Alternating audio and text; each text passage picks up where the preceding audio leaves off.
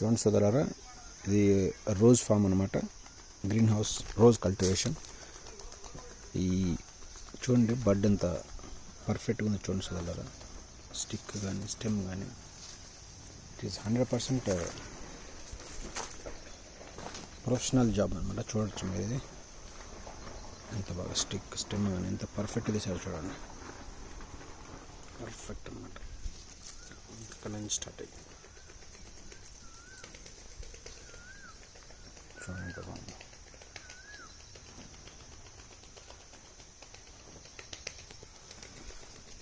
Perfect.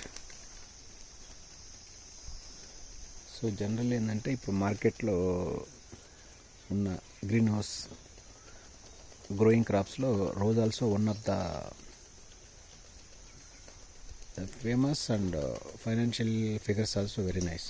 అంటే rose అనేది gerbera అనేది రెండు డిఫరెంట్ మాడ్యూల్స్, డిఫరెంట్ లైన్స్. కానీ రోజ్ అనేది ఏంటంటే నీకు ప్రైజెస్ ఒక్కోసారి హైక్ బాగుంటుంది. జర్బరాస్ ఏంటంటే ఒక కొన్ని డిజిగ్నేటెడ్ మంత్స్లోనే దాని యొక్క రేట్ అది కూడా ఎక్కువ ఉంటుంది. మిగతా రోజుల్లో జనరల్గా తక్కువ ఉంటుంది రేటు.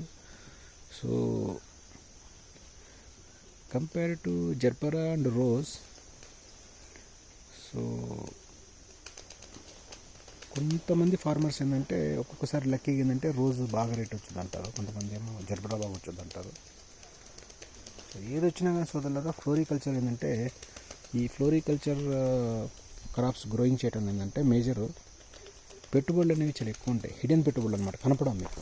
అంటే దీంట్లో రోగాలు ఎక్కువ ఉంటాయి, డిసీజ్ మేనేజ్మెంట్ ఎక్కువ చేసుకోవాలి, పెస్ట్ మేనేజ్మెంట్ చేసుకోవాలి, ఫర్టిలైజర్స్ బాగా చేసుకోవాలి, దీనికి కల్చరల్ ప్రాక్టీస్ ఎక్కువ ఉంటాయి, దీనికి దాదాపుగా లేబర్ మేనేజ్మెంట్ చాలా హైలీ ఇన్వాల్వ్ అనమాట సోదరులారా. సో ఈ విధంగా గ్రీన్ హౌస్లో రోజ్ అనేది మంచి లాభదాయకమైన పంటే, దాంట్లో నో డౌట్. బట్ దీనికి టెక్నికల్గా మనం ఎంత చేయాలి వర్క్, దీంట్లో బెండింగ్ కానీ ప్రూనింగ్ కానీ కటింగ్ ప్రాసెస్ కానీ దీనికి కావాల్సిన బడ్ క్యాప్ అనమాట, ఇది చూడండి క్యాప్, ఇది చేయటం కానీ ఇవన్నీ ఏంటంటే దాదాపు ఏంటంటే చాలా వరకు ఏంటంటే నీకు రిస్క్ అనేది కూడా దాదాపుగా చాలా ఇన్వాల్వ్మెంట్ ఉంది సోదరులారా. బట్ మనీ అయితే ఉంది, మనీ ఉంది. బట్ ఫైనల్గా ఏంటంటే జర్బరాతో పోల్చుకుంటే రోజ్ అనేది కొన్ని సమయాల్లో రోజు చాలా బెటర్గా ఉంది, కొన్ని సమయాల్లో జర్బరా బెటర్ అనిపించింది.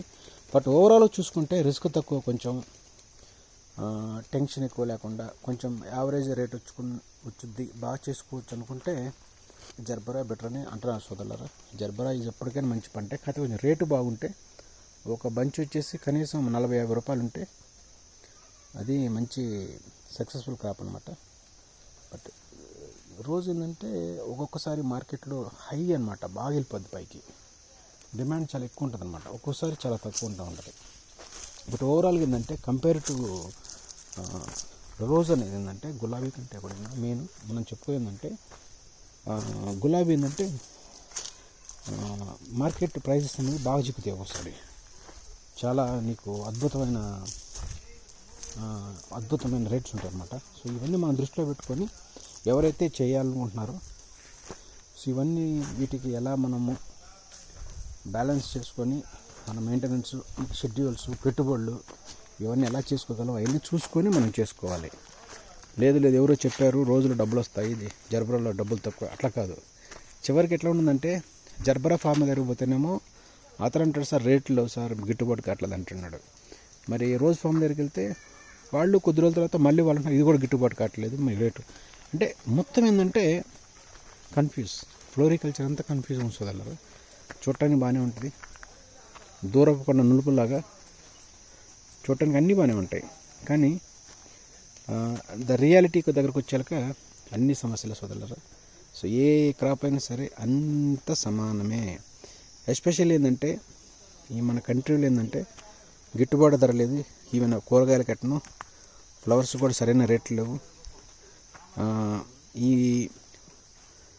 ధర స్థిరీకరణ అంటే ఒక స్టాండర్డ్ ఫిక్స్డ్ ప్రైజెస్ అనేవి దీనికి ఉండవు సోదరులారా ఈ ఫ్లోరికల్చర్ అనేది. బట్ తప్పక రైతులు ఏంటంటే వాళ్ళకి వేరే పని తెలియదు పాపం, వేసుకుంటేనేమో క్యాప్సికం వేసుకోవాలి, అది బాగాలేదంటే టమాటా చూడ, అది చేయలేకపోతే ఈ ఫ్లోరికల్చర్లో ఈ గులాబీలు వేసుకోవాలి.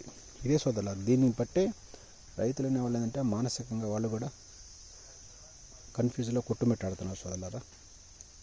బట్ అది కాకుండా పెట్టుబడి తక్కువ అంటే చాలా ఎక్కువ పెట్టుబడి సోదరులారా. దీనికి బడ్జెట్ చాలా కావాలి, దీనికి బడ్ ఫార్మేషన్ కానీ, దీనికి ఫర్టిగేషన్స్ కానీ, దీనికి మేనేజ్మెంట్ ప్రాక్టీస్ అనేది చాలా హైలీ ఇన్వాల్వ్ అన్నమాట దీంట్లో. సో కనీసం ఏంటంటే బయట కంట్రీస్లో ఏంటంటే నీకు ఒక ప్రాపర్ ఫిక్సింగ్ ప్రైజెస్ ఉంటాయి. బట్ బ్యాడ్ లక్ ఏంటంటే మన దేశంలో ఏంటంటే ఎప్పుడు రైతు దోపిడీ అనమాట. దళారులు బాగుంటారు, రైతు దోపిడీ అనమాట. సో ఈ విధంగా మన ఇండియన్ వ్యవసాయం అనేది, భారతీయ వ్యవసాయం అనేది మార్పులు ఏమి రావట్లేదు సోదరులారా. ఈ గులాబీలు గత కొన్ని డెకేడ్స్ నుంచి చేస్తున్నారు. ఏమన్నా మార్పులు ఉన్నాయంటే ఏం మార్పులు, రేట్ అదే rate 20 years back or 15 years back ఉన్న ఏ ప్రైస్ ఉందో అదే ఉంది. జర్బరా అదే రేటు ఉంది, ఇదే రేటు ఉంది. సో ఈ విధంగా ఏంటంటే ఫార్మర్స్ని మోటివేట్ చేసి, వాళ్ళని ఎంకరేజ్ చేసి, వాళ్ళకి ఏదైనా హెల్ప్ చేద్దామని కూడా లేదనమాట. సో ఈ విధంగా ఏంటంటే ఫార్మర్ ఏంటంటే ఎవరైతే ఈ గ్రీన్ హౌస్ రోజ్ వేసిన వాళ్ళేమో జర్బరా బాగుందనుకుంటారు. జర్బరా వాళ్ళ దగ్గర పోతేనే లేదు ఇది బాగలేదు, రోజే బాగుందంటారు. అంటే అంత కన్ఫ్యూజ్, ఎవరు క్లారిటీ లేదు. సో కొన్ని మంత్స్లోనేమో రోజ్ బాగా డామినేటెడ్ ప్రైజ్ అనమాట. కొన్ని మంత్స్లో ఏంటంటే జర్బరా బాగుంటుంది అనమాట. సో నా దృష్టిలో సపోజ్ ఒక 1 acre గ్రీన్ హౌస్ ఉందనుకుంటే దాంట్లో నీవు సగం జర్బరా పెట్టుకోలేవు, సగం రోజు పెట్టుకోలేవు. ఎందుకంటే అట్లా పెట్టుకుంటే మళ్ళీ నీకు ప్రొడక్షన్ తగ్గిపోద్ది. అందువల్ల ఏంటంటే ఫార్మర్ ఏంటంటే ఖచ్చితంగా బెండ్ అయిపోయి పెట్టుకుంటే రోజాన పెట్టుకోవాలి, లేకపోతే జర్బరా పెట్టుకుంటారు. సో ఈ విధంగా ఏంటంటే రైతులు ఏంటంటే పాపం ఈ ప్రైజెస్ అనేవి వాళ్ళ యొక్క రెగ్యులర్ అంటే వాళ్ళ యొక్క కావాల్సిన మినిమము రిక్వైర్మెంట్స్ని, మినిమమ్ పెట్టుబడిని కూడా వాళ్ళ యొక్క కష్టాలను తీర్చలేకపోతుంది సోదరులారా. సో ఈ విధంగా దీంట్లో ఏంటంటే దీనికి లాట్ ఆఫ్ ప్రాక్టీస్ ఉంటాయి. మీకు ఆల్రెడీ తెలిసే ఉంటుంది. ఇది ప్రాపర్గా కట్ చేస్తూ ఉండాలి. బడ్ ఫ్రీ ఓపెన్ కాకూడదు. బడ్ ఓపెన్ కాకుండా ముందే మనం తీసి మార్కెట్కి పంపించుకుంటూ ఉండాలి. దీంట్లో కూడా మీకు ఫర్టిలైజర్స్ చాలా ఇంపార్టెంట్ ప్రాక్టీస్ ఉన్నాయి. దీంట్లో మెయిన్ ఏంటంటే నీకు ఫర్టిలైజర్స్ చేయటం ఏంటంటే స్ప్రేలు ఉంటాయి. దీనికి ఫోలియర్ స్ప్రేలు చాలా ఎక్కువ ఉంటాయి. ఫర్టిగేషన్స్ డ్రిప్ సిస్టమ్ ఎక్కువ ఉంటుంది. దీని దాంతోపాటు ఏంటంటే డౌనీ కానీ, పౌల్ట్రీ మిల్లీ కానీ చాలా రకాల డిసీజులు అన్నీ ఉంటాయి అన్నమాట. పెస్ట్ చాలా ఎక్కువ ఉంటుంది దీంట్లో కూడా. సో ఇక్కడ ఏంటంటే ఈ ఫామ్లో ఏంటంటే మామూలుగా స్ప్రింక్లర్స్ అనమాట. స్ప్రింక్లర్స్తో టెంపరేచర్ని మానిటర్ చేస్తూ ఉండాలి. గ్రీన్ హౌస్లో జనరల్ ఏంటంటే జర్బరాస్కి టెంపరేచర్ని మానిటర్ చేసుకోవాలి. అట్లా మానిటర్ చేసుకోవటం వల్ల ఏంటంటే హ్యూమిడిటీ, టెంపరేచర్ని వీటన్నిటిని కంట్రోల్ చేసుకోవటం వల్ల మీకు ఫ్లవర్ క్వాలిటీ కానీ, స్టిక్ సైజ్ కానీ బాగా మీకు ఫార్మేషన్ జరుగుతుంది సోదరులారా. సో ఎవరైనా పంట వేసుకోవాలంటే వేసుకోవచ్చు, ట్రై చేయొచ్చు. చూడండి ఈ యొక్క సపోజు ఈ బడ్ అనేది ఎంత పర్ఫెక్ట్గా చూడండి, 60 centimeters తీయాలి ఇది. అంటే చూడండి ఈ చెట్టు నుంచి దాదాపు ఎన్ని తీసామో, 2 తీసాము. అంటే జనరల్గా పీపుల్ ఏం చెప్తారంటే ఒక చెట్టు నుంచి 3 తీయచ్చు, 4 తీయచ్చు, 5 కూడా తీయచ్చు అంటారు. అదే మన కంట్రీలో. అదే వేరే కంట్రీస్లో బయట దేశాలకు వెళ్తే కనీసం ఏంటంటే అప్ టు 10 or 12 కూడా తీస్తారు మంత్లీ. సో ఆ ఫర్టిగేషన్స్ కానీ, వాళ్ళు ఇచ్చే షెడ్యూల్స్ కానీ, ఆ క్వాలిటీ వర్క్ చేస్తే ఇక్కడ కూడా వస్తుంది. బట్ కాకపోతే మనకేంటంటే ప్రైజెస్ అనేవి లేవు. ప్రైజెస్ లేక రైతులు ఏంటంటే దీంట్లో వచ్చే పువ్వులు కూడా పువ్వుల ఫ్లవర్ ఈ stick number of the sticks also very less. At the same time మనకి ప్రైజ్ ఏంటంటే ఒక స్టాండర్డ్ ప్రైజెస్ ఫిక్సేషన్ అంటే ఏమీ లేదు సోదరులారా. సో ఈ రోజ్ అనేది కూడా చాలా కష్టతరంగా ఉంది. ఇది చూడొచ్చు మీరు. దీన్ని ఏమంటారు పిన్ సైజ్ అనమాట. దీన్ని ఏమంటారంటే పిన్ సైజ్. ఈ బడ్ ఫార్మేషన్ ఎట్లా ఉంటుందంటే ఇది ఓపెన్ కాకూడదు. చూడండి ఎట్లా కూర్చుందో. బాగా బడ్డు మంచి లావు రావాలి సోదరులారా. సైజ్ బాగా ఉండాలి. అంటే నీకు మార్కెట్లో మంచి రేటు పడుద్ది. సో దీంట్లో చాలా రకాల, దీంట్లో మీకు త్రిప్స్ ఉంటుంది. Thrips is the major problem అనమాట. దీనికి త్రిప్స్ కానీ, మైట్స్ కానీ అన్నీ వస్తూ ఉంటాయి.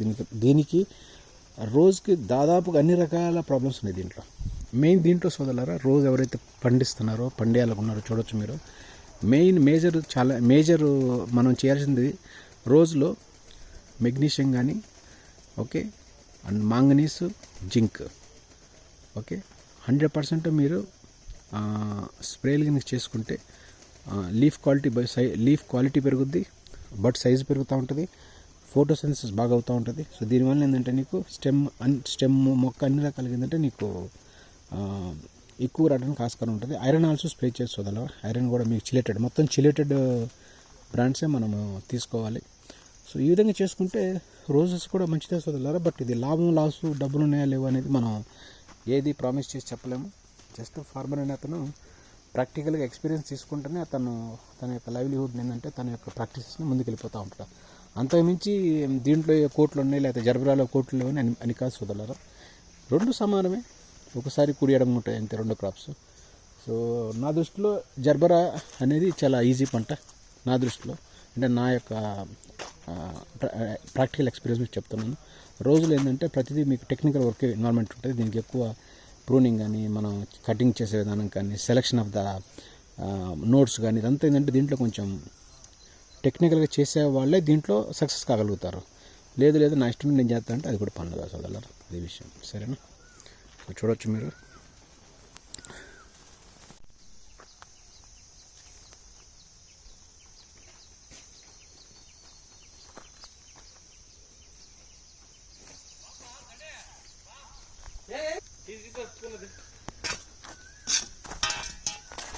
పూనేదా బాగానే వస్తున్నాయి కదా స్టెమ్స్, ఇవే బాగున్నాయి స్టెమ్. అంతేనా? ఇట్లా తీయాలి స్టెమ్స్, కరెక్ట్ పర్ఫెక్ట్గా ఉంది స్టెమ్. ఈ స్టెమ్ పర్ఫెక్ట్గా ఉంది చూడండి, ఇది చూడండి ఎంత బాగుంది. ఇట్లా తీయాలి, ఇట్లా తీస్తే నీకు రేట్ ప్రైస్ బాగా వచ్చుద్ది.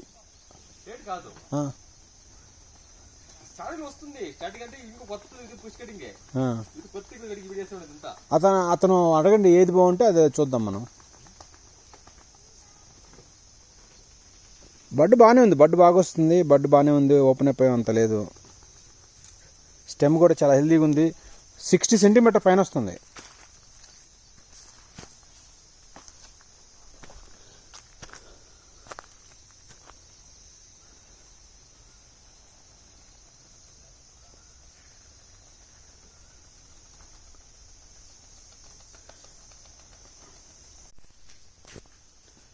It is really good. But అంటే మంచి హెల్దీ, అవునా కదా? అంటే పెస్ట్ ప్రాబ్లము, డిసీజ్ ప్రాబ్లం ఏం లేవు, ఉన్నాయంట్రా? అవును. ప్లస్ ఇది పూణేది, అందుకే ఎంత బాగుంది. ఇది టాప్ గ్రాఫ్టెడా బడ్డెడా? అది మొక్క ఏంటిది? టాప్ గ్రాఫ్టింగా లేకపోతే బడ్డింగా? మొక్క అంటే ఈ గులాబీ చెట్టు గ్రాఫ్టెడ్లో తయారు చేస్తారా లేకపోతే బడ్డింగ్లో తయారు చేస్తారా? కన్ఫామా? కానీ క్వాలిటీ చాలా బాగుందమ్మా. నీకు బడ్ సైజు కానీ, బడ్ సైజు కూడా చాలా బాగుంది. బడ్ సైజు బాగుంది, ప్లస్ స్టెమ్ చాలా బాగుంది. ఇది ఏమేమి వెరైటీలు ఉన్నాయి ఇక్కడ? ఏం వెరైటీలు ఉన్నాయి? తాజ్మహల్ ఉంది, ఇంకా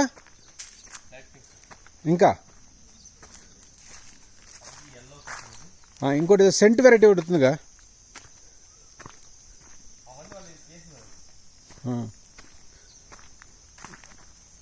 బట్ ఇప్పుడు ప్రజెంట్ అతను ఎన్ని చేస్తున్నాడు? 2-3 చేస్తున్నాడుగా. ఎన్ని ఉన్నాయి చూడండి, ఒకదానికి 2 ఉన్నాయి, 3 కూడా ఉన్నాయి.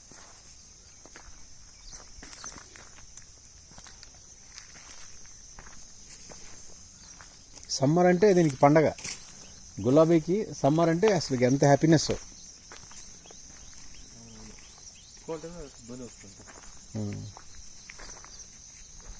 అద్భుతం, సూపర్.